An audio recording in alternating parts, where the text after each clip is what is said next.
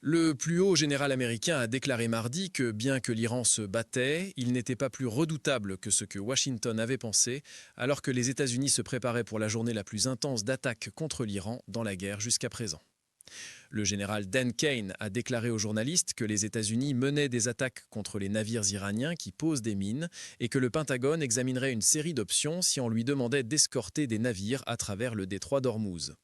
La guerre a effectivement fermé le détroit d'Ormuz, un point clé pour le transport mondial de pétrole et de gaz naturel liquéfié, laissant les pétroliers incapables de naviguer pendant plus d'une semaine et forçant les producteurs à arrêter de pomper alors que les réserves se remplissent.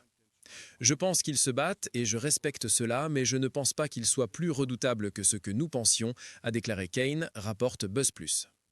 Aramco voit des conséquences catastrophiques pour les marchés pétroliers si le détroit d'Ormuz reste bloqué. Le président américain Donald Trump a menacé lundi d'intensifier la guerre avec l'Iran si ce dernier bloquait les expéditions de pétrole du Moyen-Orient, bien qu'il ait prédit une fin rapide du conflit. Lors de la conférence de presse au Pentagone, le secrétaire de la Défense des États-Unis, Pete Hedges, a déclaré que les États-Unis meneraient la journée la plus intense d'attaques contre l'Iran mardi. Hedges a réitéré que ce ne serait pas une guerre sans fin et a déclaré que Trump déciderait quand la campagne américaine se terminerait.